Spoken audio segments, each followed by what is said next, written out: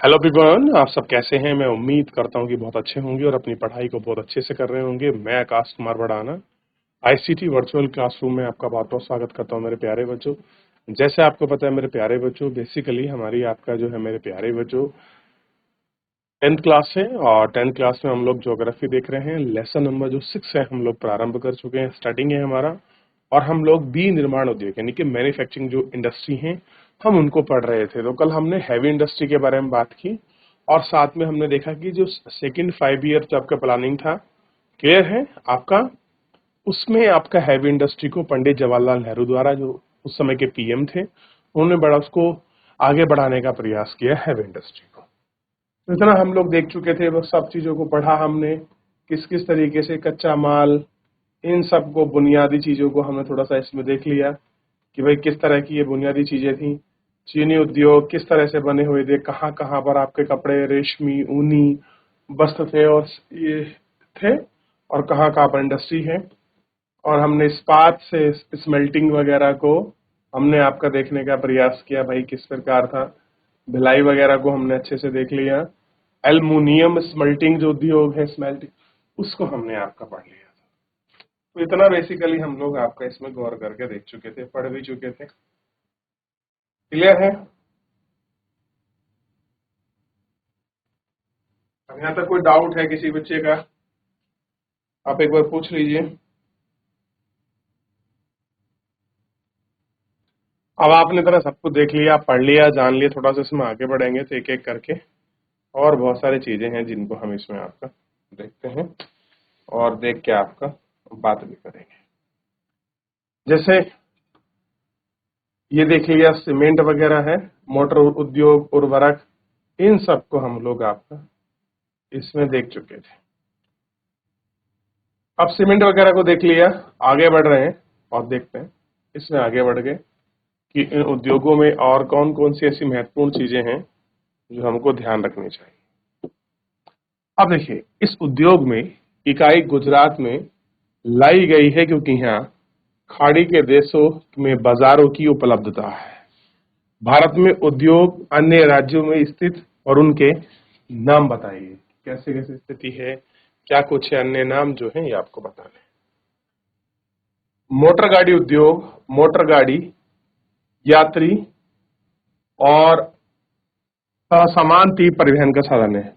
भारत के विभिन्न ट्रक, बस, मोटरसाइकिल, स्कूटर, तिपहिया, बहुउपयोगी वाहन निर्मित किए जाते हैं। उदारीकरण के पश्चात नए और आधुनिक मॉडल वाहनों का बाजार तथा बाजारों की मांग आपकी बढ़ती है। इस उद्योग में विशेषकर कार, दोपहिया, तिपहिया वाहन में अपार वृद्धि हुई है और दिल्ली, गुड़गांव, मुंबई, पुणे, चेन्नई, कोलकाता, लखनऊ, इंदौर, हैदराबाद, जमशेदपुर, बंगलेर के आसपास क्या हुआ है, ये काफी विस्तृत विस्तृत है। आप देखेंगे तो मोटर गाड़ी की फैक्ट्री है, आप गुरुग्राम जाइए, बहुत बड़ी बड़ी इंडस्ट्री और बहुत बड़ी बड़ी मैन्युफैक्चरिंग यूनिट जो है आपको गुरुग्राम में आपको देखने के लिए मिलेंगी। क्लियर है? कोलकाता जाइए, चेन्नई जाइए, लखनऊ जाइए, क्लियर है? बहुत बड़ी बड़ी जो आपकी इंडस्ट्री है वो सब वहां पर आपके सेटअप है। ऐसी है वो सब वहां पर आपका सेटअप हो गई है। तो ये सारी स्थिति, इन सारी चीजों को हमने आपका वहां पर आपका देखने का प्रयास किया है, जानने का।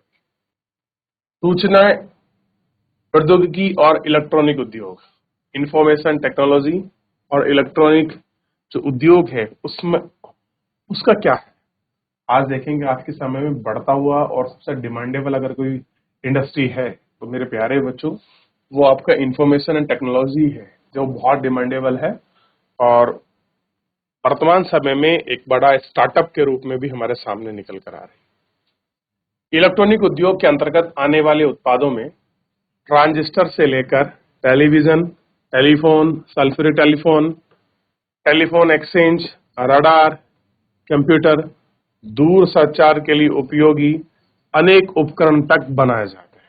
तो ये ऐसे बहुत सारे उपकरण हैं जो ये सारी चीजें इसमें आपका बनाई जा रही है। एचसी रूपनगर के केबल निर्माण, अब देखिए ऐसी रूपनगर में यहाँ आपका जो केबल है वो आपका मैन्युफैक्चर होता है, इंडस्ट्री है वो केबल में आपकी बनती है। ये आपका देख लीजिए। बेंगलोर भारत की इलेक्ट्रॉनिक राजधानी के रूप में उभरा है। अगर आपसे पूछ लें कि इलेक्ट्रॉनिक कैपिटल कहाँ है भारत की, तो आपको बताना चाहिए कि बेंगलुरु क्या है, इलेक्ट्रॉनिक कैपिटल है। और सिलिकॉन वैली ऑफ इंडिया अगर किसी को कहा जाता है तो बेंगलोर को कहा जाता है। आईटी का अगर सबसे बड़ा हब अगर भारत में है तो बेंगलोर, और बेंगलोर के बाद गुड़गांव जो एनसीआर की बेल्ट है। इलेक्ट्रॉनिक सामान में अन्य महत्वपूर्ण उत्पादक केंद्र मुंबई, दिल्ली, हैदराबाद, पुणे, चेन्नई, कोलकाता तथा लखनऊ है। इसका उद्योग सर्वाधिक संकेंद्रण है। लखनऊ, नोएडा, मुंबई, चेन्नई, हैदराबाद और पुणे में है। ये अत्यंत कैसी है, रोमांचक है। भारत में सूचना प्रौद्योगिकी उद्योग सफल होने के कारण हार्डवेयर और सॉफ्टवेयर में निरंतर विकास है। कैसा है, हार्डवेयर और सॉफ्टवेयर में जो है आपका परमानेंट इसका विकास है।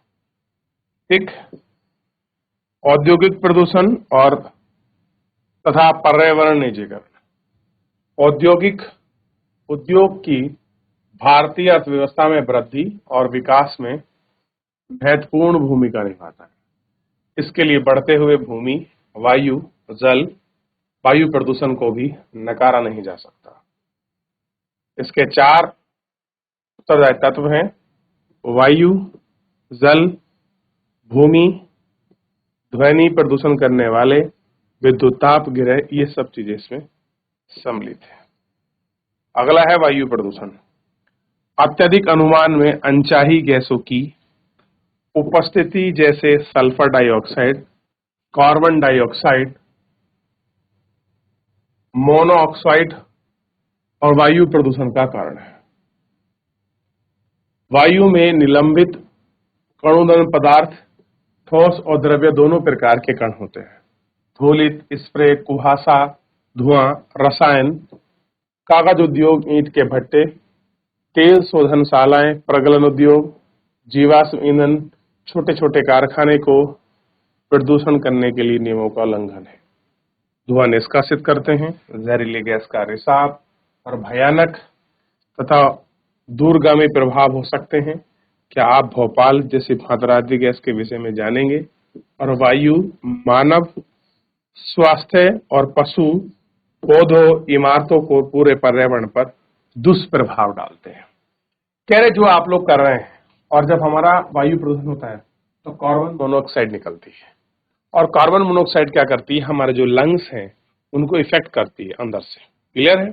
उसमें बहुत सारे हानिकारक पार्टिकल्स होते हैं, पीएम पार्टिकल्स हैं, और बहुत सारे ऐसे हार्मफुल हैं जो हमारी स्किन से भी डिजीज हो सकती हैं, और हमारे जो आपका नर्वस सिस्टम है, उसको हम तंत्रिका तंत्र कहते हैं, ब्रेन के सिस्टम को वो आपका प्रॉब्लम कर सकती है। तो ये केवल ऐसा नहीं है कि केवल ये मनुष्य के लिए ही है, व्यक्तियों के लिए है, कि पेड़ पौधे को भी क्या करती है, परेशान करती है, और साथ में जीव जंतु हैं उनको भी इफेक्ट करती है। देखिए, जिस जिस तरह से हमारा पर्यावरण प्रदूषण बढ़ रहा है या पर्यावरण के खतरे बढ़ रहे हैं, बहुत सारी प्रजातियां आपके लुप्त कगार पर हो गई हैं। पहले वो पौधे जो अब देखने को नहीं मिलते, बहुत सारे छोटे छोटे पक्षी जो हॉर्न बर्ड वगैरह होती थी, वो अब देखने के लिए नहीं मिलते। पहले चील कितनी मिलती थी देखने के लिए, वो नहीं मिलती। कौवे खत्म हो गए, गौरैया खत्म हो गए। पहले चींटी और मकोड़े खूब मिलते थे, धीरे धीरे वो भी समाप्त होते जा रहे हैं। तो जो हमारे पृथ्वी के हेल्पफुल थे वो सब धीरे धीरे क्या हो रहे हैं, आपका समाप्त होते जा रहे हैं।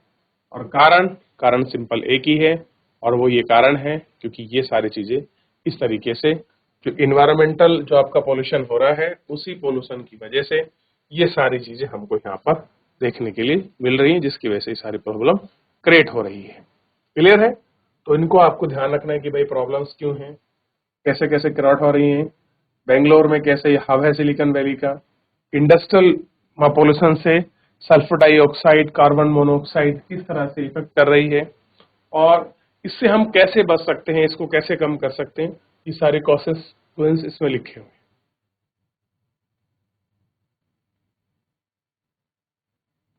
जल प्रदूषण। उद्योग द्वारा कार्बनिक और अकार्बनिक अपशिष्ट पदार्थों को नदी में छोड़े जाने से जल प्रदूषण फैलता है। किसी फैक्ट्री से निकलने वाला वेस्ट, किसी से नाले से निकलने वाला वेस्ट, उन वेस्ट को अगर हम लोग इस तरह से ही ओपन करके हम छोड़ देंगे, उनको बिना फिल्टर करे किसी नदी में, किसी नाले में, किसी स्वच्छ पानी के स्रोत में, तो उससे जो हमारा वाटर है वो पोल्यूशन होता है। अगर इवन हम लोग आप ग्राउंड में भी छोड़ देते हैं तो वो धीरे धीरे रिसकर जो है फ्रेश वाटर में ग्राउंड तक पहुंचता है और उसमें बहुत सारी अशुद्धि होती है। आप देखते हैं पारा जो है पहुंच रहा है, और आप बंगाल में जो नदी है, हुगली नदी और महानदी जैसे बहुत सारे जगहों में क्या हुआ है कि ये परसेंटेज बढ़ने की वजह से मिनी मता रोग फैल गया है। क्लियर है? पारे की वजह से। तो नदी में छोड़े गए जल से धूप फैलता है। जल प्रदूषण के प्रमुख कारक कागज उद्योग की वजह से वेस्ट निकलता है, लुगदी है, रसायन बहुत हार्मफुल है, ये भी बहुत हार्मफुल है, रंगाई तेल फिल्टर वाले में भी, शालाएं और चरम उद्योग और इलेक्ट्रॉनिक जो प्लांट है वो, रंग अपमार्जक जो आपके डिटर्जेंट बनते हैं, अमल, लवण और भारी उद्योग जैसे शीशा, पारा, कीटनाशक, उर्वरक, कार्बन, प्लास्टिक, रबड़ सहित कृत्रिम रसायन आदि में वाहित करते हैं। भारत के प्रमुख अपशिष्ट पदार्थ में फ्लाई ऐश, फ्लाई जिप्सम, लोहा इस्पात की अशुद्धियां हैं। ये सारी चीजें इसके अंतर्गत जो है हमको दिखाई देती हैं और हम देखते हैं और करते हैं। क्लियर है? अब देखिए आगे बढ़ते हैं। अब इसके बाद तापीय प्रदूषण है।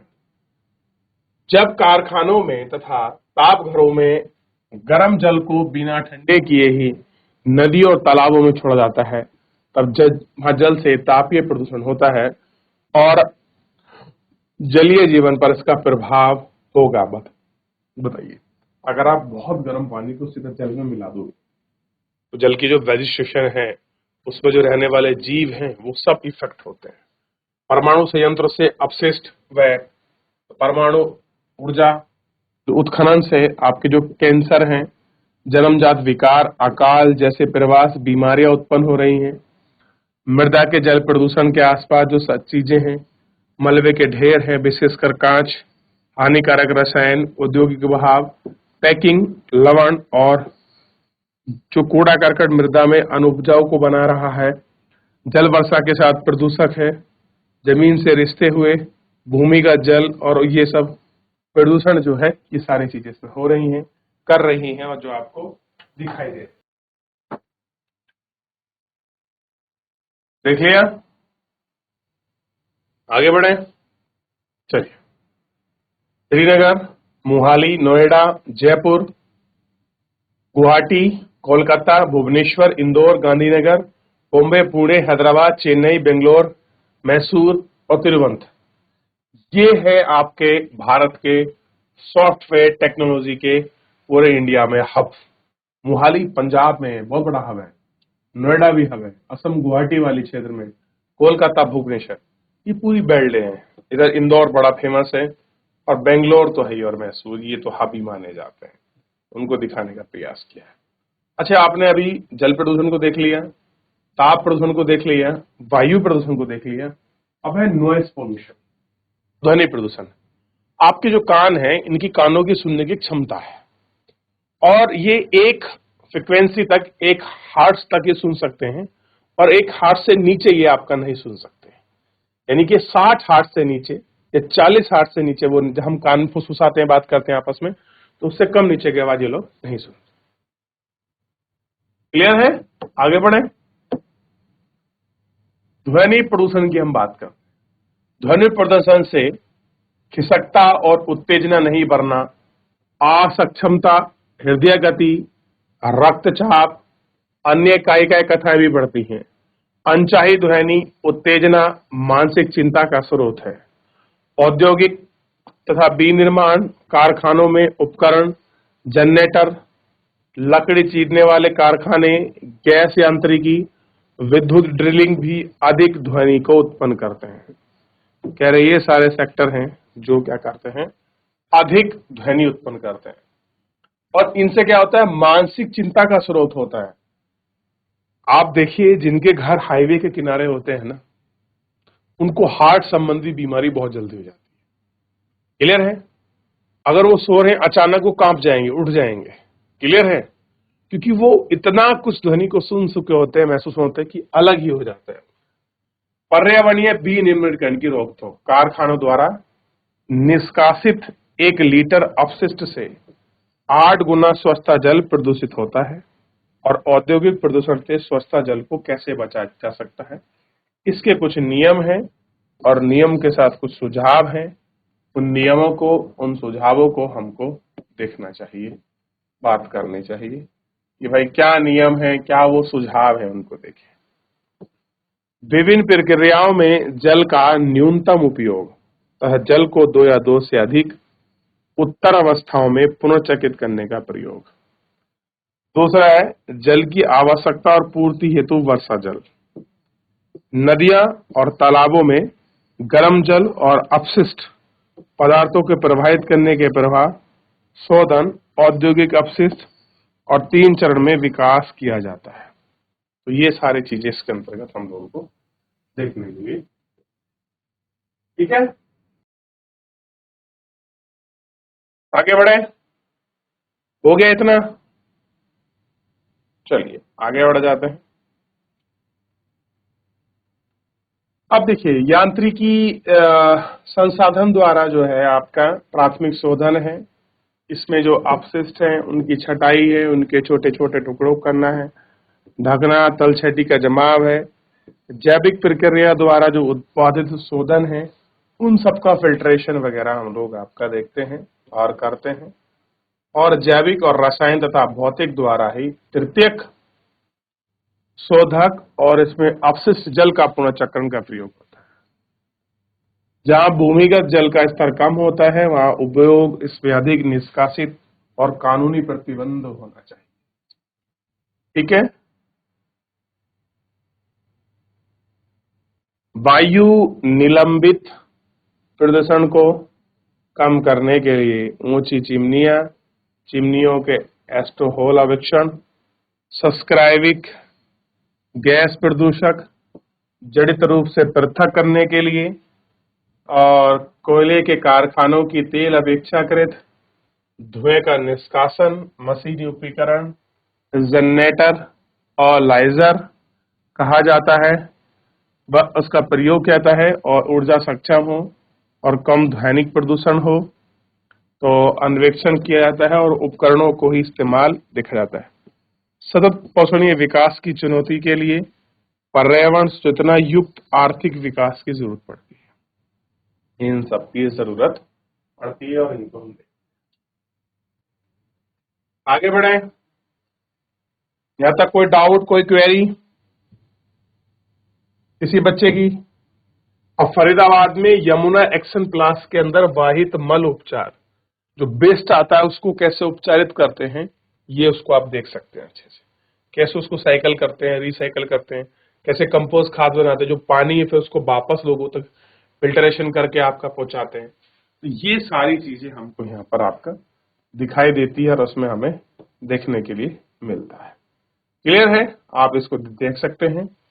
राष्ट्रीय ताप विद्युत घर गृह NTPC, तो नेशनल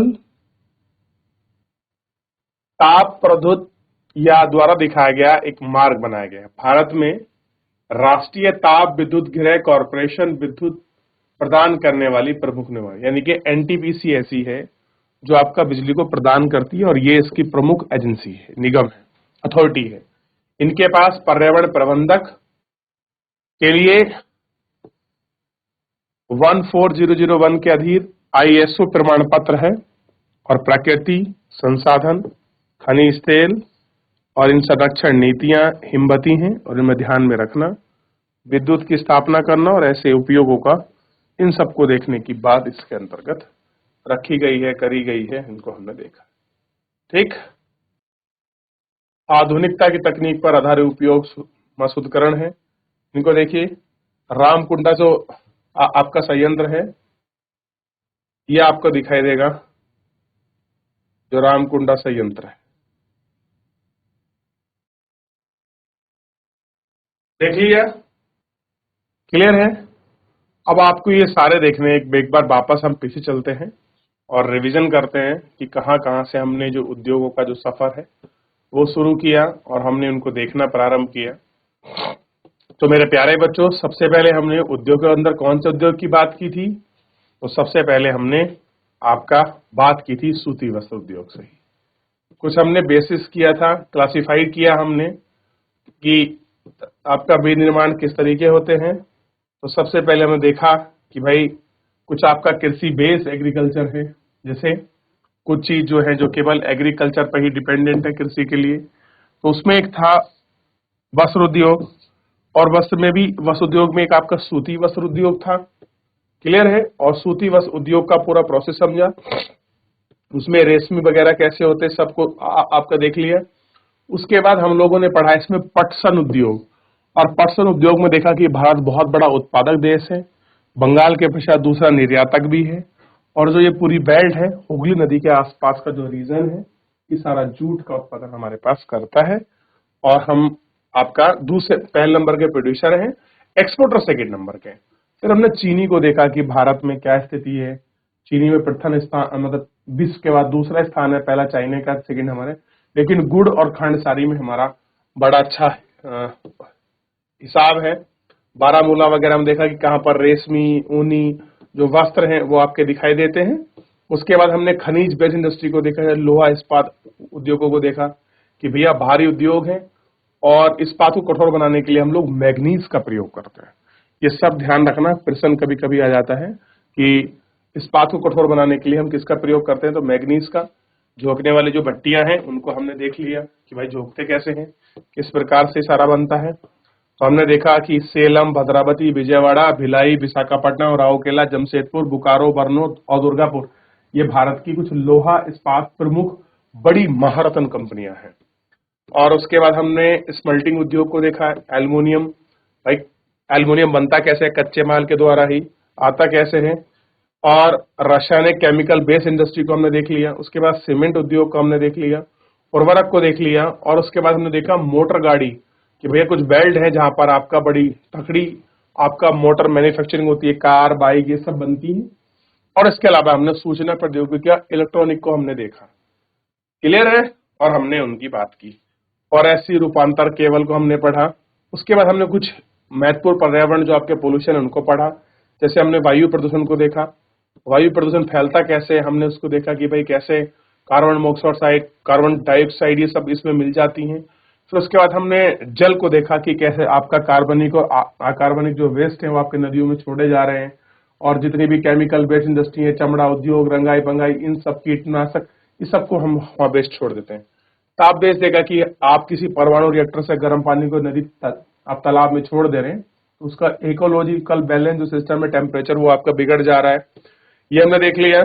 और हमने ये कुछ आपकी इंडस्ट्री देखी जहां पर हब था सॉफ्टवेयर हब बेंगलोर को देखा, ध्वनि प्रदूषण को देखा, हृदय रोग, बीपी संबंधी आपकी बीमारी हो रही है, क्या क्या कारण है उन सारी बीमारियों के। क्लियर है? और कैसे कैसे प्रदूषक फैल रहा है, और एनटीपीसी का क्या रोल है। तो इतना मेरे प्यारे बच्चों हम लोग अपने चैप्टर में देख चुके, पढ़ चुके, समझ चुके।